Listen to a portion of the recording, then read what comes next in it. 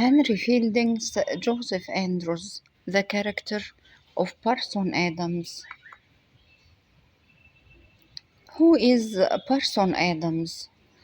Parson Adams is the most attractive character in the novel. Although young Joseph is the center of the plot, yet it's the old foolish parson who is the center of our interest. Adams is the most original and creative of the characters, as the author says about him, not to be found in any other book. In inventing the character of Parson Adams, Fielding had his eyes on two models. First, Don Quixote of Cervantes, and second, his own friend Sir William Young. But Fielding doesn't copy these two characters, the Don Quixote or the character of Sir William. He doesn't copy them as they are, but instead he has added his own imagination and invention. He gives us a wonderful new conception of the absent-minded scholar. According to Sir Walter Scott in his book Lives of the Novelists, the creation of Parson Adams alone is sufficient to show the superiority or the supremacy or the excellence or distinction of Fielding over all writers of his class. Adams is the first great comic character in fiction. There is contradiction between Adams' high learning, and his being extremely naive.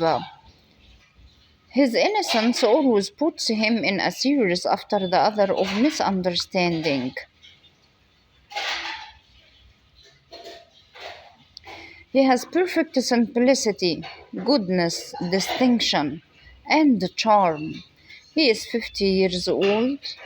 He has good income, but it's not sufficient or it's not enough because his family consists of 8 members.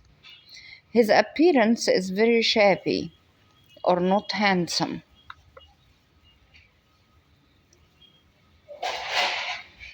Adam's appearance is the opposite to the normal appearance of parsons.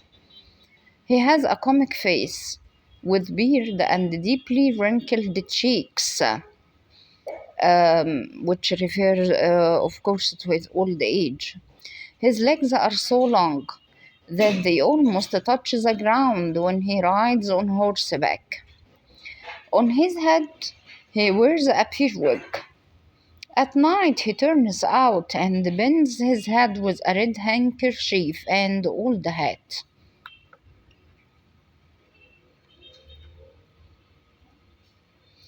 He is very strong and healthy. He has a strong appetite and he drinks too much ale or too much wine and smokes a lot. He's fond of walking. He knows how to use his fists effectively, or he knows how to beat by using his hands, either to defend himself or to help the weak. He beats the joker, the one who tells the jokes, who takes liberty with him. He also fights the squire's men at the new inn. Also, he beats the man who attacks Fanny.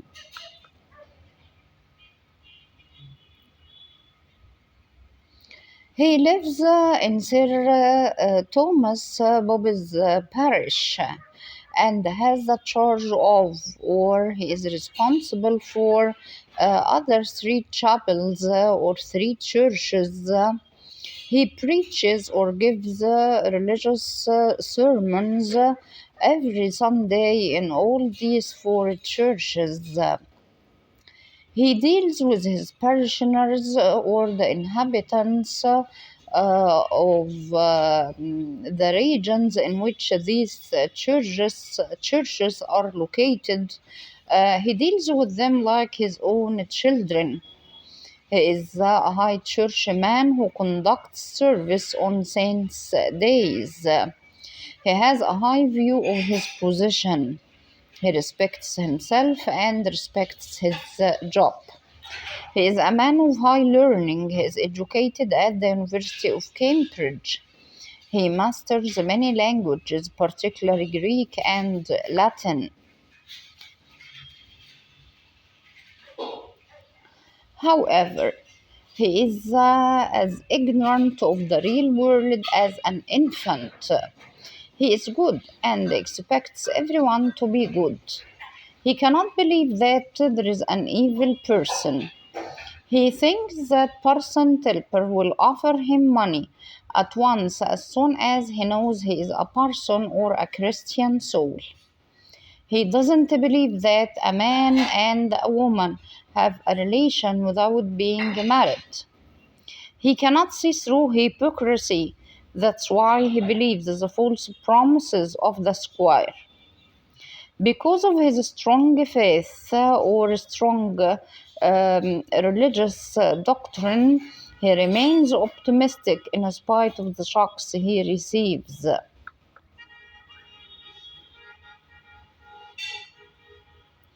He is absent minded, as Fielding says. He was little inclined to forgetfulness.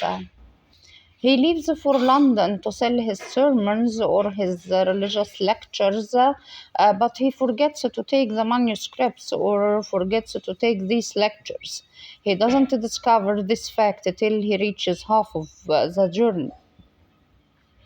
Also, he forgets the fact that he has a horse and walks for miles on foot.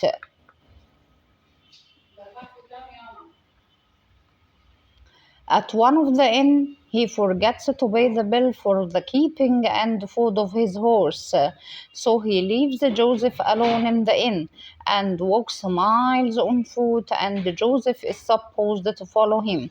But he retained or remained in the inn because he doesn't pay the bill. Accidentally, Mrs. Slippy Slop arrives at the inn and pays for Joseph. In another inn, when Joseph is injured and was put into a stagecoach because he cannot ride the horse after his injuries, Adams forgets about the horse and continues his journey on foot. Although this absent-mindedness of Adams, yet we don't lose our respect and love for him. He is sympathetic, kind-hearted character.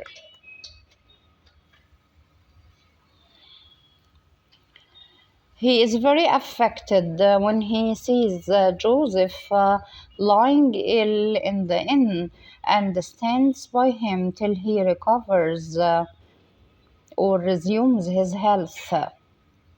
Also, when he hears a woman crying at the road, he hurries or goes fast to her help.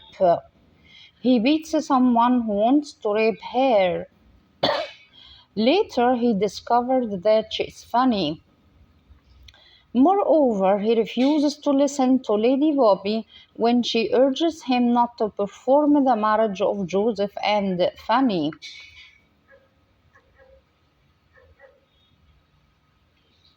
Adams has some vanity or some pride.